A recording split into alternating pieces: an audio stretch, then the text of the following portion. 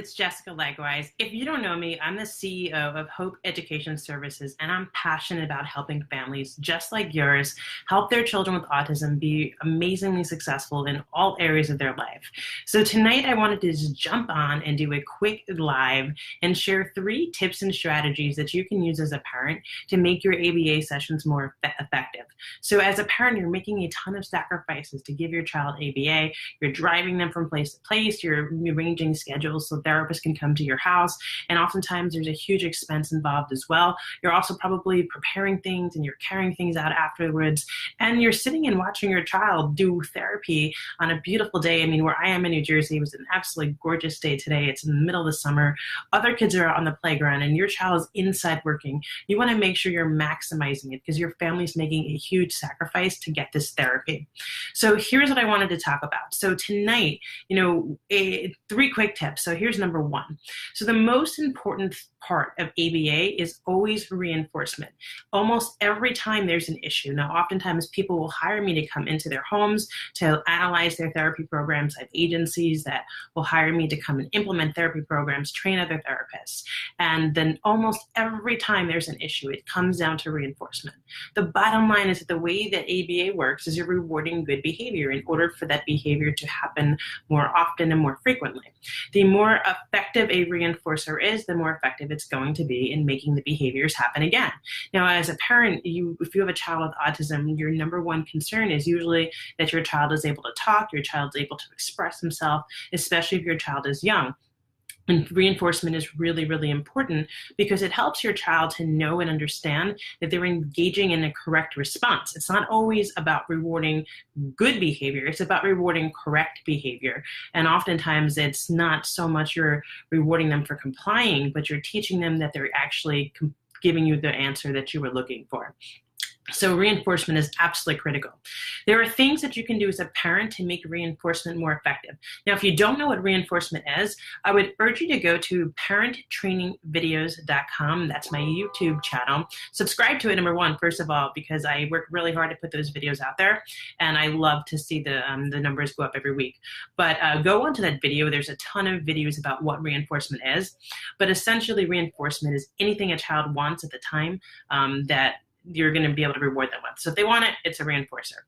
So in order to make that reinforcement more effective, what you're going to do is you're going to limit free access to reinforcement outside of sessions. What that means is ideally, you're not going to give that child the rewards your therapist is using outside of therapy sessions. Now, some therapists will tell you that you have to completely eliminate the reinforcer. So for example, like if your child is using M&Ms, let's say, that you could never, ever, ever, ever, ever give your child an M&M outside of ABA sessions. I don't know. To me, those therapists are crazy and just don't understand as a parent that you're doing everything you can, and sometimes you just want to give your kid an M&M. I don't think that's necessary. The degree to which you have to limit it really does depend on your child. If your child is very non-compliant, if there's a lot of tantrum behavior in sessions, it becomes a little bit more important that you're limiting the reinforcers. And, if your child is thinking, oh, I'll just not listen at all and then I'll do it later, but a lot of times for kids, things they really, really want, like the iPad, for example, almost never get satiated. And I've had therapists tell, parents, well, you can never give your child the iPad outside of sessions because we're going to use it as a reinforcer. Honestly, I think those therapists are on crack. Don't listen to them. Keep them out of your house. It doesn't make any sense, right? It's about making your life easier and not making your life more complicated. But avoid giving reinforcers to your child that your therapist is going to be using immediately before the session. Now, for example, if your child uses food as a reinforcer, try not to give your child a snack right before the therapy session. It makes sense. They're not going to be hungry. They're not going to want it, right? If you go get your favorite birthday dinner of steak and lobster, no matter how much you love chocolate cake, you're probably going to be full. You're probably not going to want to eat the chocolate cake. So just make sure you're not inadvertently sabotaging the reinforcer. The other thing that really helps, now this is especially if your child is using toys as a reinforcer, is to constantly switch and rotate the reinforcers. So I often have an A week and a B week boxes when I work with families, especially for kids that enjoy different things. Go to the dollar store, Oriental Tradings, you can go to Amazon and just buy a lot of silly toys. A lot of times kids like these things, the sensory toys that light up, the things that make noises, whistles, tops, things that spin. It doesn't have to be a lot, but if for kids, right, if it's If they don't see it for a week, it's new. I mean, kids love new things. I mean, we do too. I got like a new shirt in the mail and I was so excited the other day. But, you know, for a kid, if they haven't seen a toy in a week, it's new.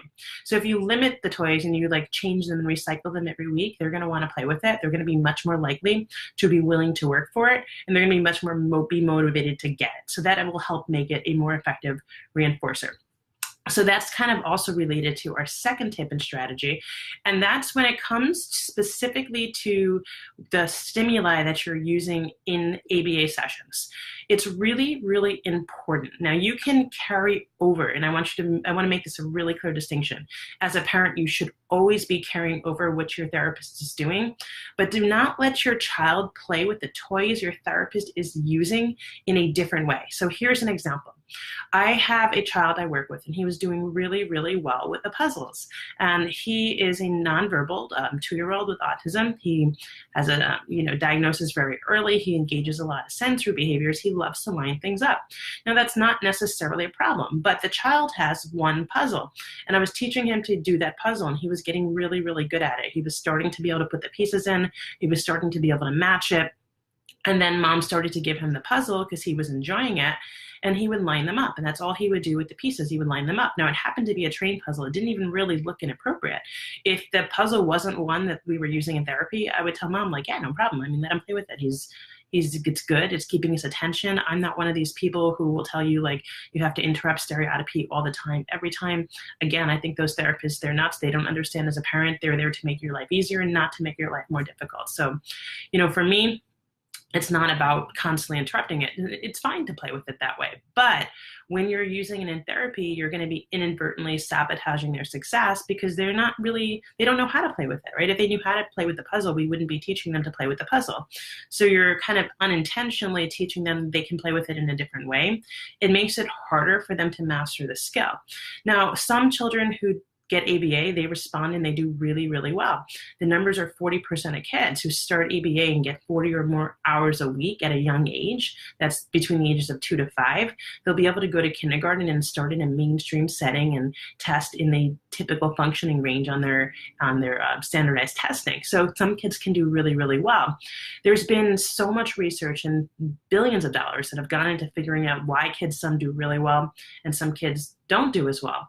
And they haven't really identified an answer. What they do find is that consistently, the children who master targets the fastest are the ones who are doing really well. So as a parent, you want to do everything you can to make sure children are mastering targets quickly and not inadvertently do anything that could take longer for your therapist to teach. If we have to spend time unteaching, playing a different way with a puzzle, that's time we're not spending teaching language, teaching how to request, teaching singing, teaching group activities, things that as a parent are really important to you. So that is the number one, really, another thing that you can do that's really critical. If you want your child to play with the toy that way, it's fine. Just get a different one. Just get a second puzzle. I mean, I actually go to Walmart to get most of my puzzles. They're like $4. The kids can do whatever you want with them. Have 2 or 3 of them. Have your therapist teach one way and have them play with a different one another way. That's fine. I just recommend getting a Tupperware container and filling it up with all the things your therapist is using, keep it in there and keep it for sessions. Now, if you're gonna sit with your child and you're gonna do it the same way as your therapist, that's totally fine. Now, I do wanna just give you one thing. Make sure you're speaking to your therapist to find out if they're doing something like shaping. If you don't know what shaping is, I just did a video on it. Again, parenttrainingvideos.com. I'll cover that. There's a right up front, you should see a video on shaping. But they may be doing strategies like shaping in order to teach a behavior differently. Make sure you know that. So always be talking to your therapist about how they're teaching so you can carry things over. And that leads us right into the third thing. This is the absolute most important thing. Again, this is such an important topic. It got its own video. But that is to always participate in sessions. Studies show, every study shows that the more parents know about ABA, the more parents know about autism, about the way that their kids learn, the more effective their treatment is going to be. Now, ABA is a way of teaching children things discreetly, which means in a very specific way when they're not necessarily learning from their environment. So typically, kids are able to learn from their environment environment because they're paying attention to stimuli. Children with autism, they have a hard time filtering out what's important, a hard time paying attention, a hard time imitating, a hard time with social cues. So it makes it more difficult for them to learn in what's called the natural environment, to learn just from interacting with other people. So you're going to teach them things in a very one-on-one, very discreet way. As a parent, if you know about ABA, you can carry the principles out all day, every day. There's only little tweaks that you have to make and things that you have to do to your normal routines where you can really help your child. And you can make everything from bath time, from meal time, to getting ready for school, to going getting ready for bed, an ABA session with really just simple things and different things you can do. So make sure you learn as much as possible. Again, if your ABA therapist tells you to leave the room, they need to leave your house. Like legitimately, like throw them out. Like then and there, you need to go. Like you are the most important person in your child's life. Never let anyone tell you otherwise. It's often easier to do a session when a family member is not there. But the bottom line is if you can't carry things out, the ABA is not going to work. You should know what the targets are. You should know what lessons are being done. You should be able to carry them out. And you should know what the language means. So when your therapist is explaining things, you understand it. Now, it's my passion to make it so you can understand things that your therapist is doing. There is not a lot of information available for parents about learning ABA online. And a lot of the information is very technical and very confusing. And that's why I've made it my passion and my life's mission to bring you this information. And most of it is at absolutely no cost. So I would encourage you to do one of three things, or my preference would be if you did all three. The first would be go to hopeeducationservices.com. That's my company. I give out free ebooks to all of my subscribers. I produce a weekly free training where you're going to get all the latest information. I put blog posts out. I often am writing for major networks. I'm actually consulting for some major TV networks. And I have all these things that I do. A lot of content is only available to my email subscribers. So go to hopeeducationservice.com. There's a tab that says free resources. Pick an ebook, download it. That'll automatically make sure you're getting my weekly newsletter. Now, the other thing, again, and I've said this like 4 times on this training, go to parenttrainingvideos.com. That's a YouTube channel. If you could do me a favor, if you love these videos, please subscribe to my list and please share it with your friends. Now, the third thing that I'm super, super excited to share is that we just put out our very first podcast. As someone who's a behavior expert, what I know and what I've learned is that a holistic approach to education works best for kids with autism. A lot of times, again, therapists will just tell you, oh, it's just this, just this, just this. ABA is the answer. ABA is the only proven treatment for autism. And it's true that studies show that ABA is the most effective way for children with autism to learn. It's true that studies show that children with autism can recover. And I do believe recovery from autism is possible. I believe that there are people with autism that can go to live completely typical lives. They can get married, go to college, have children, have careers, and they can have just amazing lives and be really, really happy.